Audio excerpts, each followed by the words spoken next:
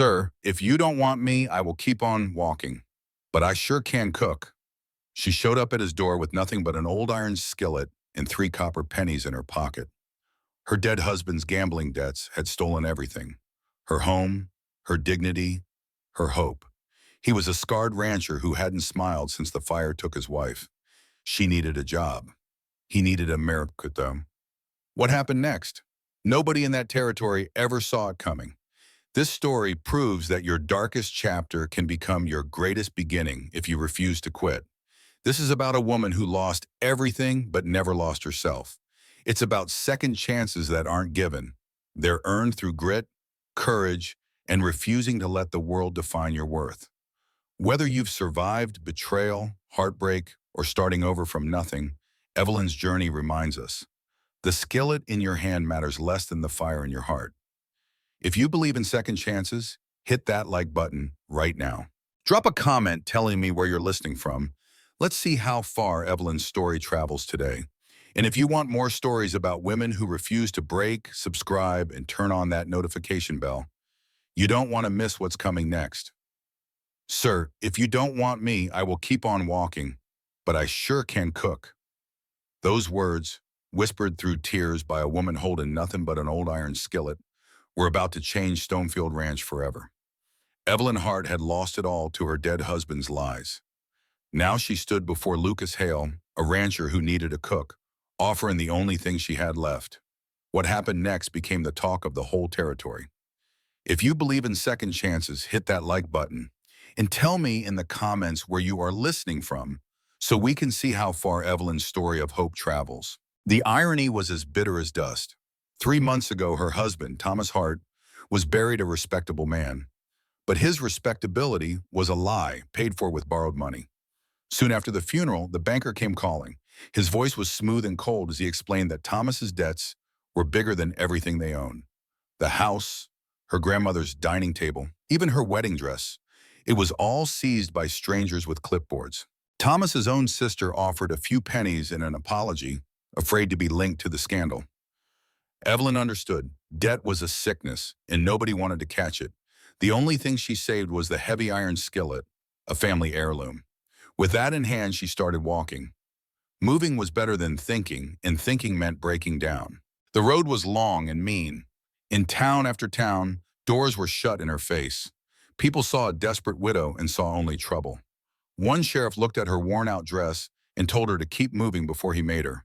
There was no work, no kindness, and no room for a woman with nothing. Her mother used to say that cooking was not just about food, it was love made visible.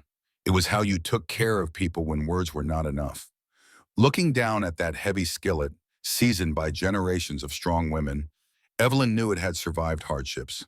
Maybe she could too. The sun was relentless. Her canteen had been empty for a day, and the world began to shimmer and warp in the heat. Just when she was about to give up, she saw a thin trail of smoke rising against the pale sky. It was not much, but it was a sign of life. With her last bit of strength, she stumbled off the road toward that tiny promise of hope. She found an old man camped in a hollow. He was maybe 70 years old with skin like tanned leather. He was sipping coffee by a small, clean fire. As she got closer, he looked up. His eyes were sharp. "Ma'am," he said, his voice like gravel, "you look about 3 steps from dead." He tossed her his canteen. "Go slow now." The water was the best thing she had ever tasted. He shared his jerky and bread without asking a single question. When she had eaten, he finally spoke. "Got a name?" he asked. "Evelyn Hart," she said quietly. He nodded. "Jonah Reed. Now, Evelyn Hart, you tell me what brings a woman like you to the middle of nowhere with nothing but a skillet and a whole lot of trouble." "My husband cleaned me out." She gestured to her worn-out clothes, the desperation plain on her face. "Now I am trying to find work, but folks are not exactly lining up to hire a woman who looks like she has been dragged through a keyhole backwards." "A gambler," she said, the word tasting like poison. Jonah just nodded, his eyes seeing more than she was saying. "Where are you headed?" "Anywhere that will have me," she replied, meeting his gaze. "I can cook, clean, and mend. I am not afraid of hard work. I just need a chance." "Can you really cook?" he asked, his voice sharp. She did not flinch. "Yes, sir. I can make a feast from next to nothing. Just prove it. Jonah pointed to the campfire. I have got beans, salt pork, and an onion. You have got a skillet. Show me. It was a challenge, and they both knew she could not afford to lose. Evelyn stood up and looked at his meager supplies with a practiced eye. She had certainly worked with less. The salt pork sizzled in the skillet, releasing its savory fat. She added the onion, letting the sweet smell rise into the air. Next came the wild garlic, crushed with her knife, blooming in the heat. Finally, she added the beans, some water, and a bit of sage. She tended that skillet like it was the most important thing in the world. A while later, she handed Jonah Reed a plate of beans. They were simple, but they tasted like a warm kitchen on a cold day. He ate every last bite without saying a word. When he was done, he looked at her with his sharp old eyes. You have got a real gift, Mrs. Hart. Wasting it on the road is a crime against good food. He offered her some coffee, and she took it. Do you know anything about running a ranch? Not much, she admitted, but I learned fast. I do not need a ranch hand, he said. I need a cook. About 15 miles from here is the Stonefield Ranch. It is run by a man named Lucas Hale. Evelyn had not heard of him. Hale is a hard man, Jonah explained. A fire took his wife and nearly killed him too. It left him with scars inside and out. He demands perfection and does not tolerate mistakes. Sounds like a tough boss. He is, Jonah agreed. Jonah leaned back. But here's the thing. Hale runs through cooks faster than a flash flood. He has had 3 this year alone. One ran off crying after 2 weeks. The last one quit after only 4 days, saying she would rather starve. And you think he would hire me, she asked, doubt creeping into her voice. I think your desperation is your greatest strength, Jonah said plainly. Those other cooks had choices. They could leave and find an easier job. You cannot. You will fight for that job because you have no other choice. You will tolerate his moods because the only other option is starving. That means you might just be the one to last. It was a harsh truth, but she knew he was right. Does he pay well? More than fair. In a year, you could pay off your husband's debts and start over. A whole year cooking for a scarred, angry rancher. It sounded like a nightmare. It also sounded like her only hope. How do I get there? Jonah gave her clear directions. Follow the fence line north until you see the main house. It is a big stone building you cannot miss. Go straight to Hale himself. Do not bother with the foreman. He respects folks who look him in the eye. What if he says no? You were walking anyway, were you not? Jonah replied. Might as well walk towards something instead of just away from it. Thank you, Mr. Reed. He handed her a small bundle. Food for the journey. And Mrs. Hart? When you meet Lucas Hale, do not apologize for who you are. Just tell him what you can do. That man will respect your strength. She walked northeast under the hot sun, following Jonah's directions.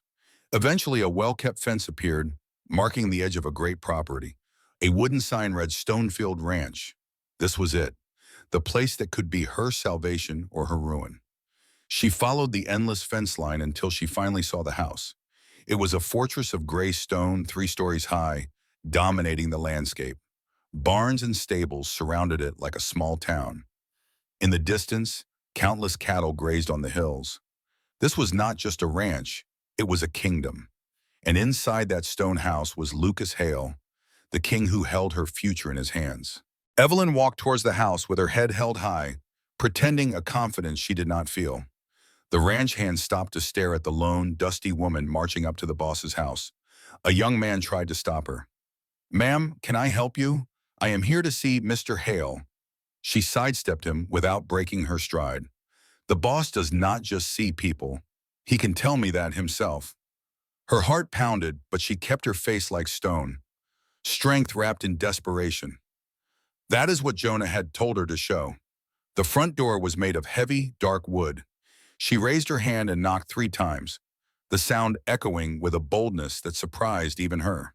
Some folks find themselves in a tight spot, and some, like Evelyn Hart, walk right up and knock on trouble's door. It was a door that belonged to Lucas Hale, a man whose face told a hard story of fire and fury.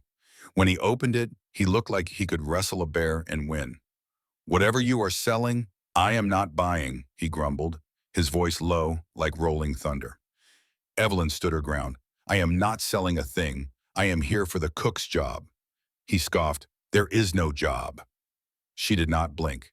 You have run through 3 cooks in a year. Sir, you have an opening, whether you are looking or not.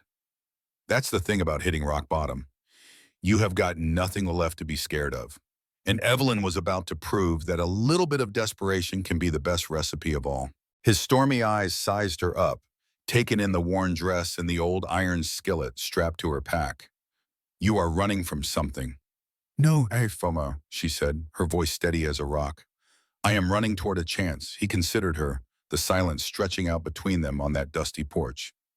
He saw a woman with nothing left to lose, and maybe, just maybe, he saw someone who would not break. Finally, he stepped aside. You get 1 week. You cook for 23 men. You mess up, you are gone. You cause trouble with my hands, and you are gone even faster. It was not a welcome, it was a dare. When do I start? She asked, her back straight as a board. Right now, he said. Dinner is in 3 hours. Do not burn my house down. She walked down the hall and into a kitchen bigger than any she had ever dreamed of. It was intimidating, but it was also a chance.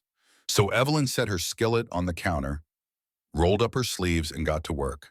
She took stock of the supplies, her mind already turning simple ingredients into a feast. She found good Texas beef, plenty of beans, and a root cellar stocked with potatoes and onions.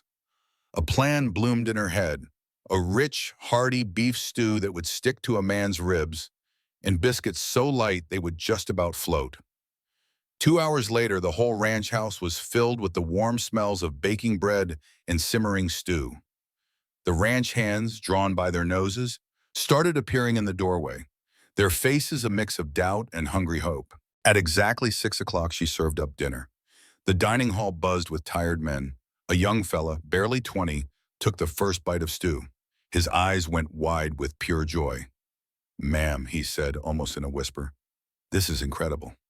A wave of happy murmurs washed over the room as plates were cleaned and second helpings were requested. The biscuits vanished in a flash. Through it all, Lucas Hale ate at the head of the table, his scarred face giving nothing away. When the meal was over, the foreman, Samuel Briggs, stopped by her station. Best meal we have had in 6 months, Mrs. Hart. Later, as Evelyn was elbow-deep in dishwater, she sensed someone behind her. It was Lucas, leaning against the doorframe, just watching. The men liked the food, he stated, his voice flat. They were hungry, she replied, not missing a beat. He stepped into the room. That was good cooking. Better than good. He paused. But 1 meal does not make a week. Breakfast is at 5:30. Be ready. He told her which room was hers, and then he was gone. It was a small, plain room, but to Evelyn it felt like a palace. It was a roof over her head, a sign that she had survived another day. She fell into bed and slept without a single tear, the first peaceful night she had had in months. At 4:30 in the morning, she was up and in the kitchen. The smell of strong coffee, sizzling bacon, and fresh biscuits soon filled the quiet house. When the men came in for breakfast, she was ready. And as Lucas Hale took his seat and began to eat in his usual silence, Evelyn knew the test was not over. But for the first time in a long time, she was sure she was going to pass. She didn't need any compliments. The faces of the ranch hands said it all. For the first time in a long while, these men were eating real food, and it put a spring back in their step. The grumbling about meals just plain stopped. Outside the kitchen window, she heard one fella tell another, Hale would be a fool to let her go. You taste them biscuits, light as a cloud. On the 5th day, Lucas Hale himself stood in her doorway. The men are working harder, he stated, his voice flat. Mr. Briggs says they're more productive. She looked up from her dough. Good food makes for good morale, sir. That is what my mother always said. He gave a slight nod. Your mother was a smart woman. You are doing good work here, Mrs. Hart. He paused. But the week is not over yet. The week ended. Evelyn had made 21 meals and scrubbed the kitchen clean each time. She had proven herself with pure, honest work. After Sunday dinner, Lucas Hale found her in the spotless kitchen. Pack your things tonight, he said. Her heart just about stopped cold. After all that, he was still sending her away. Mr. Hale, I don't understand. He cut her off. You are moving to the main house. The room you have is too small for a permanent stay. Permanent stay. The words echoed in her head. You have earned it, he continued. You will get a fair wage, room and board, and Sundays off if you want them. Just keep cooking the way you have been. He looked her right in the eye, and for the first time she saw something other than a hard man judging her. You have done well, Mrs. Hart. Better than I expected. Thank you, Mr. Hale, she said, her voice steady. I will not let you down. He turned to go, then stopped. And Mrs. Hart, whatever you are running from, it does not matter to me. The past is dust. What matters is what you do now. That night, she sat in her tiny room, soon to be a much better one, and looked at the 3 copper pennies that had brought her here. She had collapsed on the road with nothing but those pennies and an iron skillet, thinking it was the end. But it was not the end, it was a new beginning. She had found a place where her hard work meant more than her history. She was not just getting by anymore, she was building a life. Evelyn settled into the rhythm of Stonefield Ranch. She knew second chances were rare, and she treasured this one. Her new room was big, with a window that welcomed the morning sun. She kept her few belongings tidy, with the old iron skillet on her dresser like a medal of honor. It was her reminder of how far she had come from almost nothing. The ranch hands no longer saw her with suspicion. They saw her with respect. Even the foreman, Samuel Briggs, started asking her opinion on supply orders. She had become more than just a cook. Lucas Hale was still a man of few words. He ate her cooking without complaint, but also without praise. His approval was in his silence, and in the fact that she still had a job. But she saw small things, the way he stepped toward her when she burned her hand before catching himself. The morning he wordlessly carried a 50-pound sack of flour for her. He was watching, waiting to see if she was the real deal. Evelyn planned on proving she was. One morning, about 6 weeks in, she heard angry shouts coming from her kitchen. She hurried up from the root cellar to find 2 hands, Jack Sutton and Tom Porter, about to come to blows. They were red-faced and yelling, standing nearly nose to nose. You cheated, Tom roared. Nobody is that lucky. Jack shoved him back. Are you calling me a cheat? Hey! Evelyn stepped right between them, a move that was either brave or foolish. Not in my kitchen. Take your troubles outside. He took my wages in a crooked card game. Tom tried to get around her. I won it fair and square. Then a new voice cut through the noise, sharp and cold as a winter wind. Enough. Lucas Hale filled the doorway, his scarred face like stone. The 2 young men froze, all the fight draining right out of them. I do not care who started it, Lucas said, his voice dangerously quiet. You will settle your problems on your own time, and you will do it away from Mrs. Hart. Is that clear? Yes, sir, they mumbled. Good. Now get to work before I find you something truly awful to do. The men scrambled out of their fast. Lucas turned to Evelyn, his expression softening just a bit. Are you all right? I am fine, she said, turning back to chopping onions. They are just boys being foolish. Foolish can still be dangerous, he said, his eyes scanning her kitchen. You should not have gotten between them. Probably not, she replied, but I told you, nobody fights in my kitchen. A flicker of what looked like pride showed in his eyes. So it is your kitchen now? You gave it to me. I aim to keep it. Lucas watched her for a moment. Your husband, he asked, his voice low, the one who left you with all that trouble. Did he ever raise a hand to you? The question was blunt. Evelyn thought about lying, then decided on the truth. No, Thomas was just careless with money and with the truth. Sometimes, Lucas said, a world of meaning in his voice. That is worse. That conversation stuck with her. It was the most personal he had ever been. After that day, her place on the ranch was cemented. The story spread that Mrs. Hart had faced down 2 angry men and that the boss had taken her side. The men did not just respect her cooking anymore. They respected her grit. A few days later, Samuel Briggs told her, You are a lot tougher than you look, ma'am. Evelyn just smiled. Most women do not get to choose to be tough, she said. Sometimes you just have to learn how. You did not survive what I have by being weak. He paused for a moment. The boss notices things, you know. He sees how hard you work. He does not say much, but he sees it all. I figured as much. I just thought you should know. Lucas Hale is not an easy man, but he is a fair one. Keep proving yourself, and he will have your back. Evelyn thought about that later. What did it mean that Lucas noticed her work? Was he just being a good manager, or was it something more personal? She told herself it did not matter. She was only there to work and earn her way out of debt. But she started noticing things too. She saw how he always took smaller portions to make sure the hands had enough. She saw him secretly give extra pay to a young worker whose mother was sick. He was a hard man, yes, but not a cruel one. Lucas Hale was just walled off, having spent 2 hours fixing a wagon wheel himself so his men could keep working. As the seasons turned and the air grew crisp, Evelyn's kitchen became the heart of the ranch. The money she earned was her path to freedom from old debts. She saved every possible penny in a tin box, a secret promise to herself that fueled her through the longest days. One cold November evening, her quiet routine was interrupted. Lucas appeared in the doorway holding the ranch ledger. He didn't waste words. "You're spending 30% less than my last cook, and the men are eating better than ever." He opened the book. "I am giving you a 15% raise, effective immediately." Evelyn's mind raced. 15%. That meant her debts would be paid in 5 months instead of 8. Freedom was no longer a distant dream. "Thank you," she managed to say, her voice thick with emotion. "That is mighty generous." "It is fair," he corrected her. "And you will take Sunday afternoons for yourself. A person needs rest." Evelyn studied his scarred face. "Why are you being kind to me, Mr. Hale?" The question seemed to catch him off guard. "It is just practical. Overworked folks make mistakes." "Is that the only reason?" she pressed.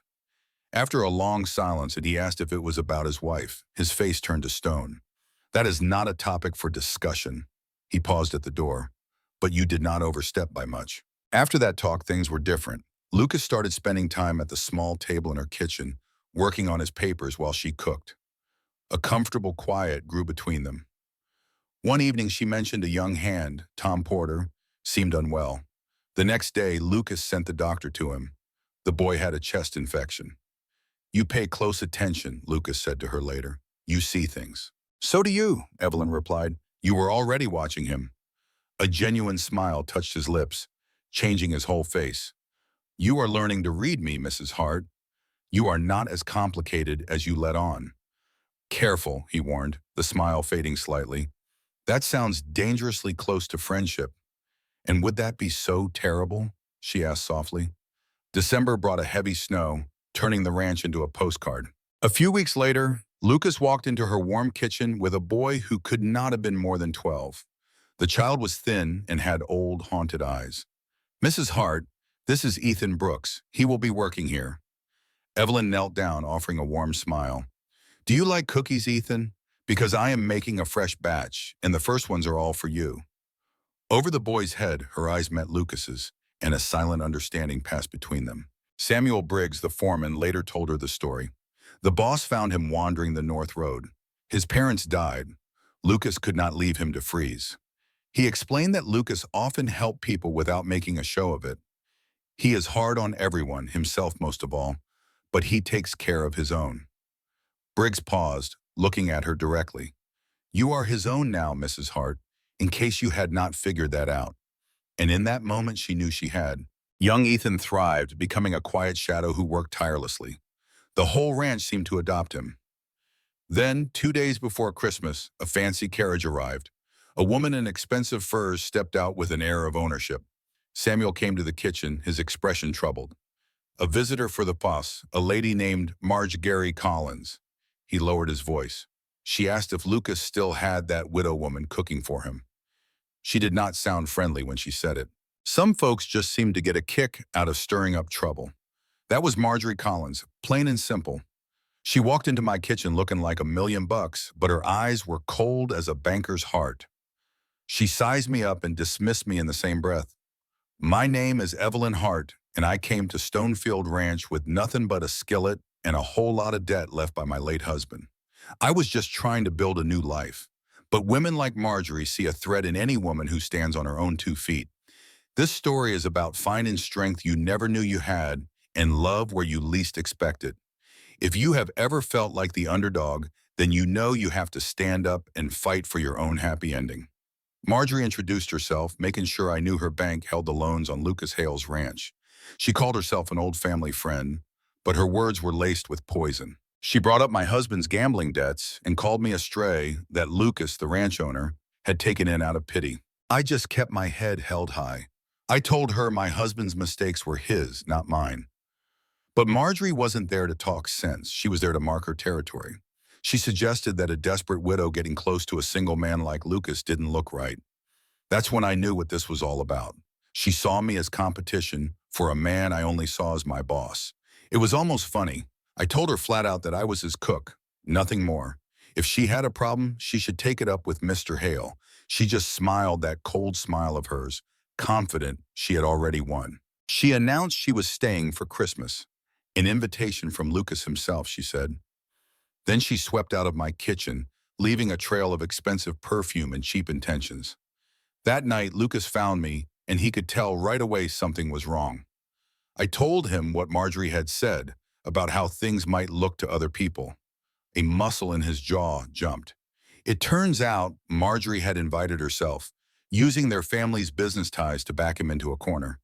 He told me not to let her get to me, that her opinion meant nothing. I warned him that defending me might just make the rumors worse, but he wouldn't hear it. He looked me straight in the eye and said my place here was earned through honest work and good character. He said everything else was just noise. The way he stood up for me, so fierce and certain, warmed a part of my heart that had been cold for a very long time. I wanted to believe him, but I knew that kind of noise could ruin a person. But as weeks turned into months, something grew between us, something stronger than gossip. Around here, a woman's good name could be torn apart by whispers, while a man's reputation would stay solid as an oak. Evelyn Hart knew this all too well. She had endured her husband's betrayal and the poverty that followed. But surviving wasn't enough. Not anymore.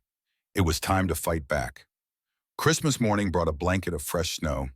Evelyn was in the kitchen before sunrise, preparing a feast for the ranch hands and for Lucas and his unwelcome guest, Marjorie Collins. For 3 days, Marjorie had made her presence known, rearranging furniture and making sly comments about the help. The hands avoided her, and even the polite Samuel Briggs had been heard mumbling about city women. Evelyn kept her head high, serving meals with a quiet grace and ignoring Marjorie's sharp remarks. She would not give that woman the satisfaction of a fight. As she was rolling out pie dough, she heard voices. It was Lucas and Marjorie. "I'm just saying you should think about your standing," Marjorie said with fake concern. "A man like you, hiring a woman with such a questionable past." Lucas's voice was low and steady. "There is nothing questionable about Mrs. Hart. Her husband died and left her in debt. That is a misfortune, not a scandal." "But people will talk, Lucas. A young widow living in your house." "She lives in the employee quarters and does the job I hired her to do," he replied. "If folks want to find something ugly in honest work, that is their own failing, not hers." "I am only thinking of your reputation." A bitter sound came from Lucas. "My reputation survived a fire that took my wife and left me looking like this. I think it can survive hiring a good cook." Evelyn's hand stopped. He never spoke of the fire or his scars. Marjorie's voice softened. "Lucas, I know it changed you, but it has been 5 years. Let someone help you move on." "And I suppose that someone is you?" he asked. "Our families always hoped." "Our family's hopes are not my concern," he said, his voice turning to ice. "It is time for you to go back to town, Marjorie." "Are you sending me away?" she asked, sounding truly stunned. "This is my home. These are my people," Lucas said firmly. Marjorie's voice turned sharp. "It is her, isn't it? That widow. You are defending her. Do you have feelings for her?" The silence that followed was so deep, Evelyn could hear her own heart beating. "What I feel is none of your business," Lucas said at last. "Mrs. Hart is a fine employee who has earned my respect. That is all you need to know." "That is not an answer." "It is the only one you are getting. Safe travels." Angry footsteps faded and a door slammed shut. 20 minutes later, Lucas stood in the kitchen doorway. "She is gone. I am sorry you had to hear all that on Christmas." "I am not," she said softly. He poured a cup of coffee. "I should have sent her packing days ago. Some business deals just are not worth the trouble." Evelyn placed the pie crust in a dish. "She thinks you have feelings for me." "She thinks everyone is as scheming as she is," Lucas said, watching her hands work. I defended you because you deserve it. There was no other reason. I know, she said. What was growing between them was quiet and real, not part of some plan. Thank you for standing up for me. You would do the same, he said. You see people when they are hurting, and you try to help. The warmth of his words settled in her heart. No one had seen her so clearly in a very long time. The same could be said about you, she replied gently. Taking in a lost boy, giving folks a second chance. He gave a small, wry smile. Well, I do not think either of us are saints, but maybe we are both just trying to do some good. He raised his cup. I will drink to that. They worked in a comfortable quiet, and the kitchen felt warm, filled with the smell of good food and even better company. The Christmas dinner was a success. The ranch hands ate until they were full, their praise genuine and warm. Even the quiet boy Ethan smiled and shyly asked for a second piece of apple pie. Lucas watched from the head of the table, a quiet observer of the family Evelyn had created. Afterward, he helped her clear the table, working beside her as if it were the most natural thing in the world. You gave them more than just a meal today, he said while they washed dishes. You gave them a taste of home. That is what food is supposed to do, she said. It is something my mother taught me. She sounds like she was a good woman. She was. My mama would have liked you, Evelyn said, nudging his shoulder. She always said folks' life had knocked around were the most interesting. Lucas just grunted. Well, I am definitely not boring. After supper, the house grew quiet. Can I ask you about the fire? Evelyn finally asked. His whole body went rigid. I do not talk about that. I know, she said softly, but holding on to it is eating you alive. I carried another man's secrets for 3 months, and they nearly tore me apart. Pain can lock a person up tighter than any jail, she told him, her gaze steady. You do not have to carry this all by yourself. The words ripped out of him, raw and broken. I could not save her. The barn was burning, and she ran back inside for a horse. The roof came down. I tried, but the fire, it just pushed me back. His voice cracked. She died because I was not enough. Evelyn reached across the table and covered his scarred hand with hers. Do not you dare tell me it was not my fault. I was not going to, she said. I was going to say that sometimes terrible things just happen. Carolyn would not want you spending your whole life frozen in that doorway. How do you know what she would want? He asked, his voice rough. Because I would want the man I loved to live a real life. Besides, you saved Ethan. You saved me when I had nothing. That has to count for something. He was quiet for a long time. Thank you, he finally whispered, for seeing past all this. Just then, Ethan cried out in his sleep, and the moment vanished. Later that night, Evelyn lay awake thinking. She cared for Lucas Hale, more than was smart or safe. It was not about the job he gave her. It was the man himself, the quiet strength underneath all those scars. He made her feel seen. It was a fool's notion, and dangerous, but she could not deny it. The only question was what she was going to do about it. The thought of leaving Stonefield felt like leaving home, so she decided to stay and see what might happen. January hit with a bitter cold snap. The kitchen was the warmest place on the ranch, and Lucas started spending more time there. A quiet comfort grew between them, an unspoken understanding. Then one afternoon, Evelyn smelled smoke, not from her stove. This was thick and wrong. Fire, she yelled, her voice ringing clear and loud. Everybody out now! The ranch hands moved fast. She ran toward Lucas's office, shouting his name. He met her in the hall, already moving. Storage room, she said. His face went white under the scars. Ethan, he was in there. They ran toward the smoke. The door was locked from the inside. Lucas yelled for the boy, but heard nothing back. Stand back, he ordered, and threw his weight against the door until the wood splintered. It just was not fair. A fire at Stonefield Ranch was the last thing Evelyn needed. But when she saw Lucas charge into that thick black smoke after the boy Ethan, her heart stopped. Every part of her screamed to run, but she just could not leave them behind. So she pulled her apron over her face and dove right into the heat. Down low to the ground, she found Lucas. He had the boy, but a collapsed shelf blocked their way out. The boy was terrifyingly still. Evelyn remembered a window on the far wall and pulled Lucas toward it. The heat was blistering now, and her lungs were on fire. She could feel the wall under her hands, but the window was too high. Lucas pushed Ethan into her arms. He grabbed a metal rod and shattered the glass. A rush of cold air fed the flames behind them. Lucas passed the boy out to the hands waiting outside. Just as he turned back for Evelyn, something inside exploded. The blast threw them forward, but Lucas twisted, taking the brunt of the fall to shield her. Her hands screamed in pain from grabbing hot metal. Lucas hoisted her through the broken window, and she tumbled out into the snow. He scrambled out right after, just before the roof caved in. They were all safe. Evelyn knelt in the snow, coughing hard while her burned hands throbbed. The ranch doctor arrived and saw to Ethan first, then wrapped Evelyn's hands.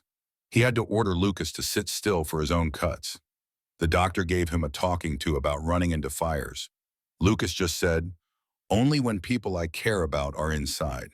The men saved the main house, but the storage room was gone. By midnight, the danger was over. Lucas found Ethan awake and scared. He told the boy, "This was not your fault. Old wiring, you understand?" The boy nodded, tears streaking the soot on his face. Later, Evelyn sat alone in the quiet kitchen. Her bandaged hands were a mess. She kept replaying the fire, the heat, and the terror. She could still feel Lucas's arms around her as they fell. They had all survived, but it was too close a call. "Can't sleep either?" Lucas stood in the doorway, looking tired and bruised. He sat across from her. He looked at her bandaged hands. "You saved us today," he said quietly. "If you had not known about that window." He shook his head. "You ran into a fire to help us. Most folks would have run the other way." He told her that he ran in for Ethan because it was his duty. "But you, Descent," he said, "you had every reason to save yourself, and you chose to stay." Evelyn met his gaze. "Of course I stayed," she said simply. "You were in there." The air grew thick with unspoken feelings. Lucas gently took one of her bandaged hands. "Evelyn," he began, his voice soft, "I need to tell you something. After today, after almost losing you, I cannot keep pretending." Her heart beat like a drum.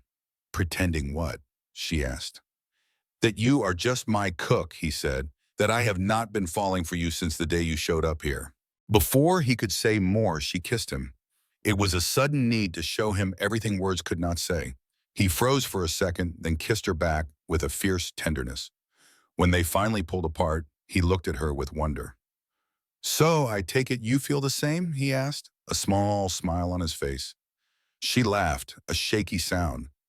"You are not that dense, Lucas Hale."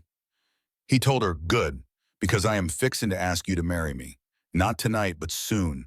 Life's too short to waste time."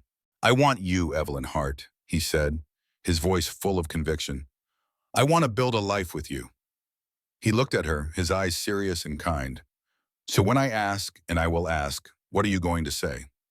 She looked at this good man, this decent man, who had run into a fire for a child and shielded her with his own body.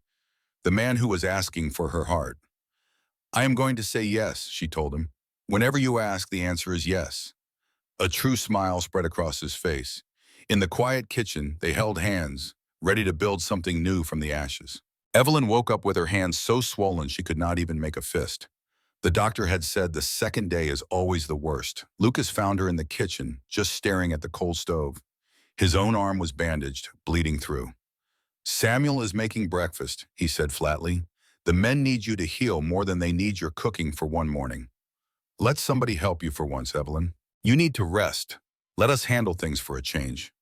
It was a hard pill to swallow, but the fire in her hands made the choice for her.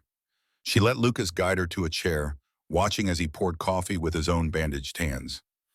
In the quiet of the morning, two wounded people found a little peace. Lucas broke the silence. "We need to talk about my proposal." Evelyn's heart dropped. She figured the morning light had shown him the full mistake he was making. "If you are having second thoughts, I am not." His eyes were steady. "But I need to know you are not. You were hurt and running on pure grit. If you need more time to think on it, I will understand."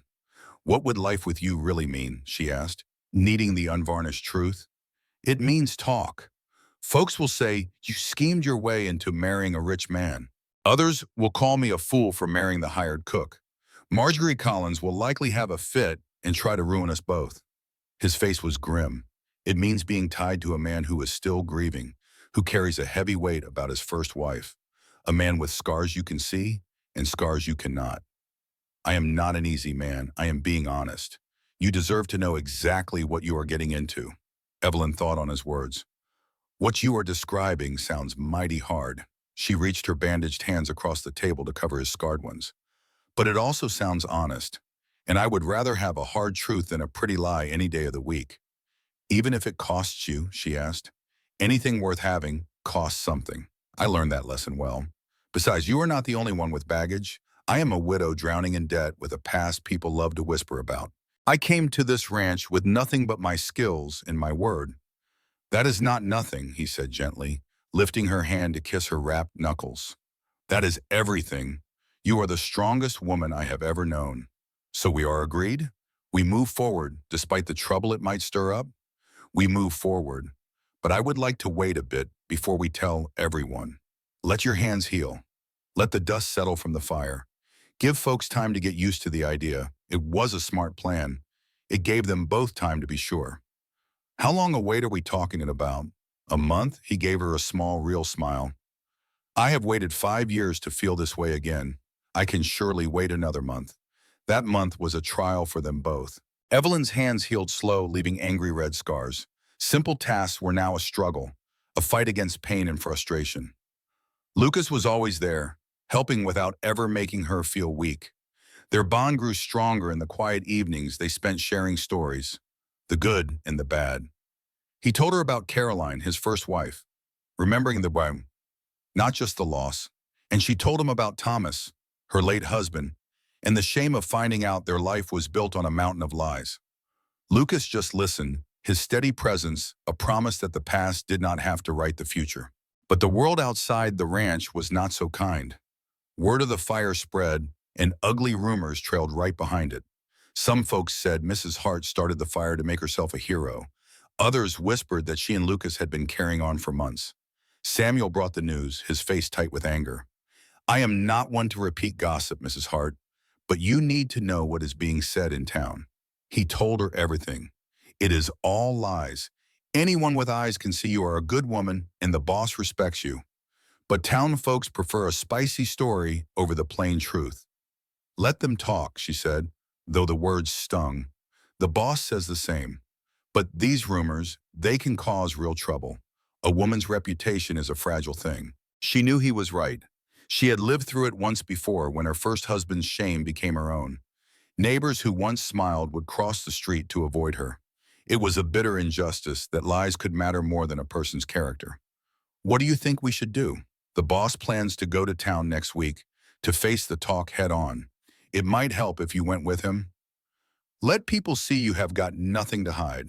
But they did have something, just not what the gossips imagined.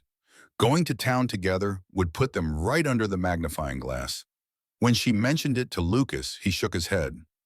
I will not put you through that. I can take their talk. Hiding only makes us look guilty. We have done nothing wrong, then we will face them together. Evelyn stood a little taller. I have been through worse than town gossip. The next Saturday they rode to town in the wagon. She wore her best dress, plain but clean, and held her head high, though her stomach was in knots. Lucas sat beside her, a solid, calming presence. She was not in this fight alone. We need to show them right now that we will not be run off by their opinions. Better to face the fire than let it smolder. As they rode into town, she felt the stares. Conversation stopped. Women whispered behind their hands. The judgment was so thick you could cut it with a knife. Lucas helped her down from the wagon, his hand firm on her elbow. They walked straight for the general store, the busiest spot in town, making sure everyone got a good long look. Every step was like walking on hot coals, the heat coming from hateful stares instead of flames. Inside, the owner, Harold Atwood, looked up. His friendly face went cold. Mr. Hale, I did not figure on seeing you today. We needed supplies, Lucas said, his voice even. This is Mrs. Hart, my cook. She will be picking out what we need. Mrs. Hart. The way Atwood said her name was colder than a winter morning. I have heard about you, Atwood said, his eyes cool and neutral. Evelyn met his gaze without blinking. The question is, she replied, do you believe gossip or do you prefer to form your own opinions? A flicker of surprise crossed his face. I prefer facts. Good. Then here are the facts. I work for Mr. Hale. I do my job well, and I have given no one any reason to complain. Everything else is just mean-spirited talk. The tension broke. Unexpectedly, he smiled. Let me show you the new flower we got in. Some folks have a soul so twisted, they can't stand to see another person's happiness. That was Marjorie Collins, plain and simple. She saw Evelyn Hart, a woman who'd lost everything, finally finding her footing alongside a good man, Lucas Hale, and Marjorie just had to try and burn it all down. Have you ever been knocked down so low you thought you'd never get up, only to have someone kick you while you're there? That's what happened in town that day. Marjorie stepped out of her fancy carriage, looking at Evelyn like she was dirt on her shoe. She laid into Lucas with a pack of lies about other women, trying to poison the trust they were building. But Evelyn, bless her heart, had faced down far worse than a bitter gossip. She stepped right up to Marjorie, her voice steady as a rock, and made it clear that a person's worth ain't measured by money, but by character. This story is about that kind of strength, and it's a reminder that if you stick to your truth, you can face down any bully. The crowd that had gathered saw it all. They saw Marjorie's spite and Evelyn's quiet dignity, and you could feel the whole town's opinion shift right then and there. On the ride home, Lucas couldn't stop talking about it. He said he'd never seen anyone stand up to Marjorie like that. Evelyn just smiled and told him courage wasn't about not being scared.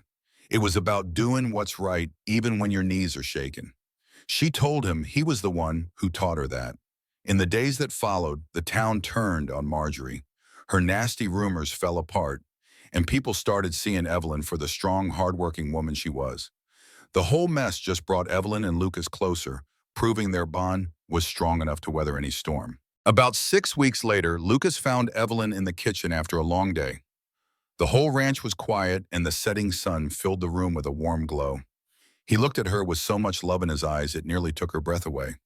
He told her he was more sure about her than anything in his life, and then he asked her to be his wife. A simple, honest question that held the promise of a whole new life.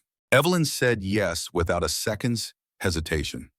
Not because he was her savior, but because she loved the man he was, scars and all. He pulled out a simple gold ring that was more beautiful than any fancy diamond. It was perfect. But Evelyn had one condition. Before they married, she needed to pay off the debts her no-good late husband had left behind. She wanted to walk into their new life with her head held high, owing nothing to nobody. Lucas understood.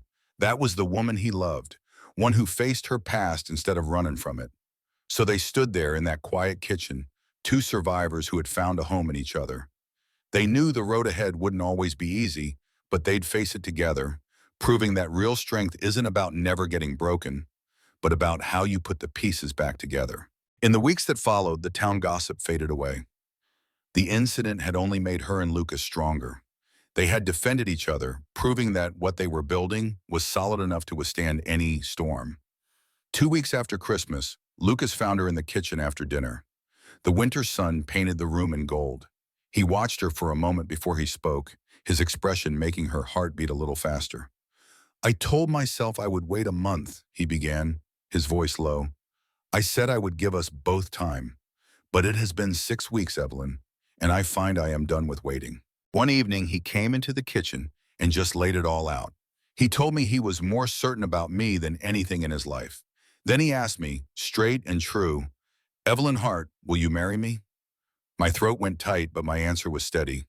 Yes, I said, not because you saved me, but because I love you, because you are the best man I have ever known. He crossed the room in 3 long strides and kissed me with a joy that nearly took my breath away. He pulled out a small box with a simple, beautiful gold band inside. It was perfect. He slid the ring on my finger, and it fit like it was always meant to be there. We decided on a spring wedding after the worst of the winter passed, but I had one condition.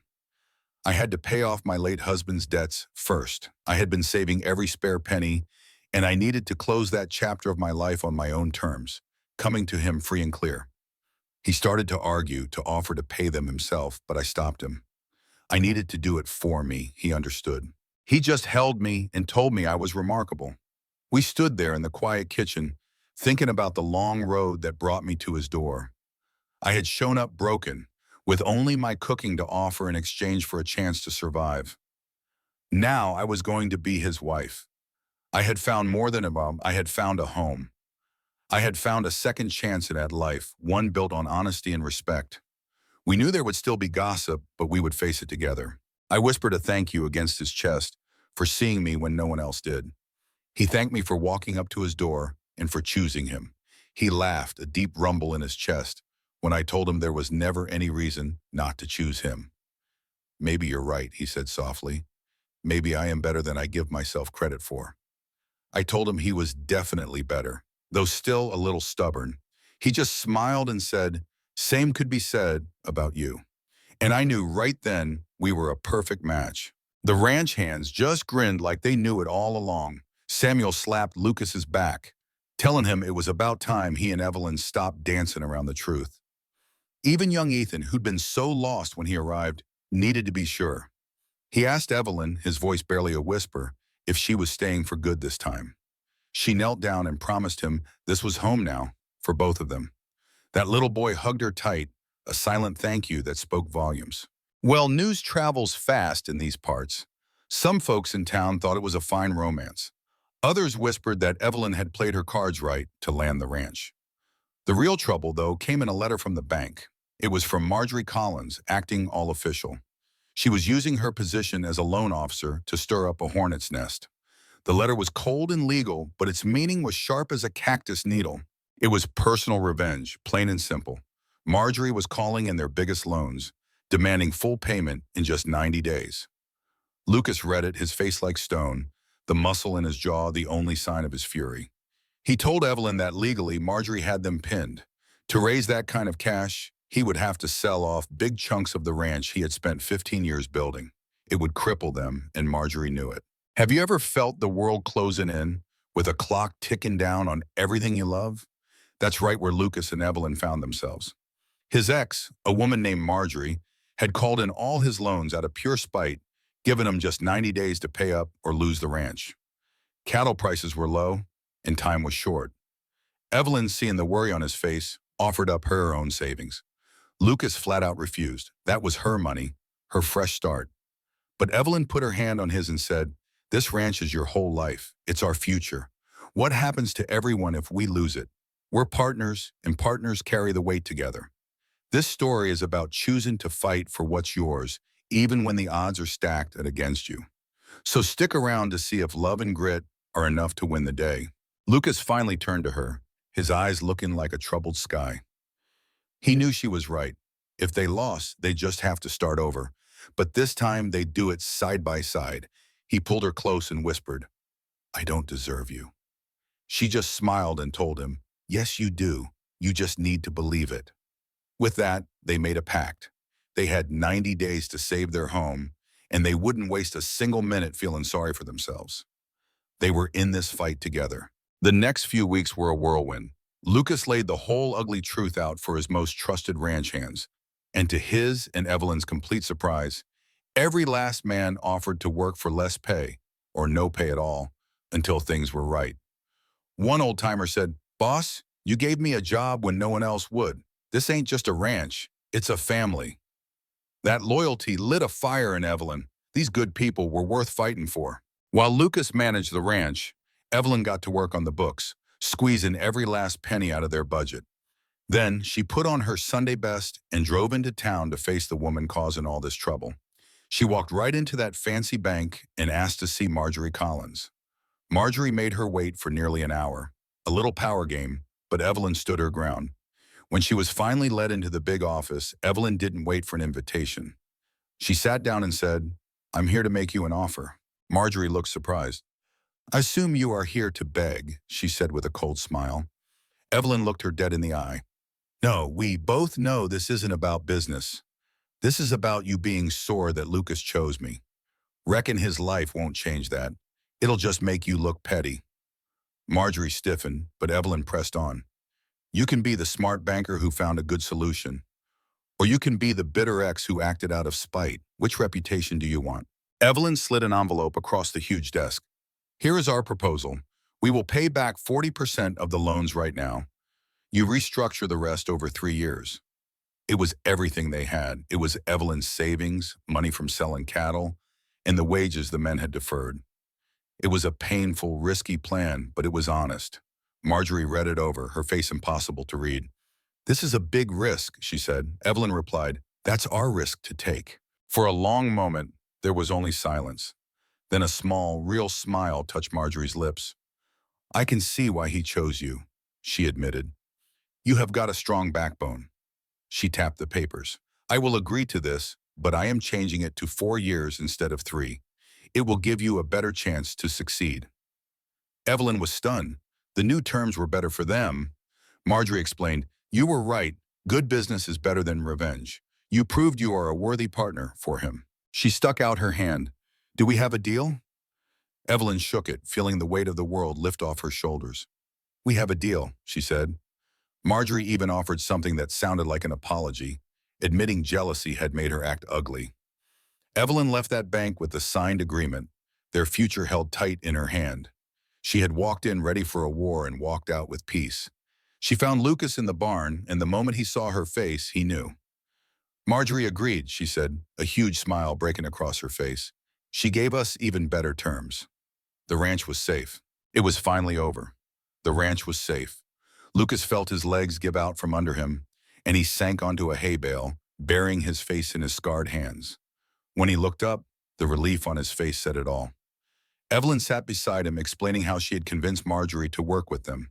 She told him how she had offered up her inheritance, every last dime, to save their home. "You saved us," he said, his voice thick with emotion. She leaned her head on his shoulder. "We saved us," she corrected. "That money means a whole lot more invested in our future than it ever would have buried in the past. Thomas's debts are his problem now, not mine. I am finally done carrying his mistakes." Settling old scores was supposed to bring her peace, but Evelyn realized that true closure did not come from paying off a dead man's failures. It came from building something new. This place and this man had given her back everything she thought she had lost. Being with Lucas, creating a real life on this ranch, that was the only closure she needed. That was true freedom. They sat there in the quiet of the barn, a late winter sun painting the world gold, knowing they had faced the storm together and won. Their future was finally their own. With the money troubles behind them, life on the ranch felt lighter. They started planning a simple wedding for early April, right when the first spring flowers would start to bloom. Evelyn began sewing her own dress in her spare time. Lucas, thinking of their future, had a local fella build them a new, bigger bed frame, a symbol of their partnership. Young Ethan took it upon himself to be the wedding planner, his excitement bringing a smile to everyone's face. The boy had found his place, growing from a scared child into a confident young hand who respected Lucas. Evelyn knew Lucas would be a wonderful father, and they agreed to let life bring them children if it was meant to be. April arrived, and with it came a sense of renewal. The ranch hands built a beautiful arbor for the ceremony, and the whole community pitched in. Evelyn cooked a feast big enough to feed all their neighbors and the few folks from town who had shown them kindness. Even Harold Atwood from the general store came, bringing a fine set of china as a gift. It was a surprise to everyone when Marjorie showed up. She was dressed simply and handed Lucas an envelope. Inside was a paid receipt for their restructured loans. Every single penny was cleared in full. "Consider it my investment in a clear conscience," she said with a genuine smile. "Be happy, both of you. You have earned it." The ceremony was simple but powerful. Standing under the arbor, Lucas and Evelyn exchanged vows they had written themselves, promising to support each other out of love, not need. When the minister pronounced them husband and wife, the whole crowd cheered. The party that followed was full of good food and even better company. Evelyn danced with nearly every man there, saving the last dance for her husband. As they swayed together, she told him, "You saved me, you know, the day you gave me a job when I had nothing." Lucas shook his head gently. "You saved yourself, Evelyn. Then you turned right around and saved me from the grief I was drowning in." She smiled up at him. "No," she said, "we are partners. That is better than being even." As the sun set, painting the sky in shades of orange and pink, the last of the guests headed home. Lucas and Evelyn stood together, looking out over the land that was truly theirs. "Any regrets?" he asked her. She thought about her long journey, losing everything, walking down a dusty road with just 3 pennies and finding a home where she least expected it. She thought about the fires they had walked through, both real and financial, and the family they had built. No regrets, she said. Not a single one. This is exactly where I am supposed to be. He pulled her close. Good, because I am planning on keeping you for the next 50 years or so. They learned that second chances are not something you are given. They are something you build, day by day, choice by choice. The next spring, where the old storage room had burned down, Evelyn planted a garden. It was a living reminder that even from ruins, beautiful things can grow. The ranch prospered under their care. They were two people who had been broken by life but had rebuilt themselves and each other into something stronger. They had built a life on a foundation of courage, truth, and partnership. But they weathered that storm and many others. With Evelyn running the household, Lucas was free to grow the business. In just 2 years, Stonefield Ranch became the top outfit in the territory, known for good cattle and treating its people right. Ethan grew into a strong young man, taking over as foreman when old Samuel retired. The ranch became a place for folks needing a second chance, with Evelyn's kitchen as its heart. Sometimes Evelyn would pause and think about the broken woman she used to be. She told Lucas she was just so grateful she never gave up on that long, hard road. He would tell her right back that he could not imagine his life without her. The real miracle was not just surviving, it was finding where she belonged. She had arrived with nothing but scarred hands and a skillet. She knew that one day she would leave behind a legacy built on love and shared meals. That legacy burned brighter than any fortune. She had survived the fire and built a new life from the ashes. When she woke up next to Lucas each morning and tied on her apron, she gave thanks. Not for the life she lost, but for the one she had fought so hard to build. She had faced down gossip, fear, and her own past. She bet everything on her grit and her cooking, and she won a prize bigger than she had ever dreamed of. She simply refused to quit. As the sun came up over Stonefield Ranch, Evelyn stood in her kitchen. She could see Lucas out by the barn and hear Ethan calling out to the crew. The whole place felt alive with a promise. This was her home. This was her family. She had built it all herself, and it was more than enough. It was everything.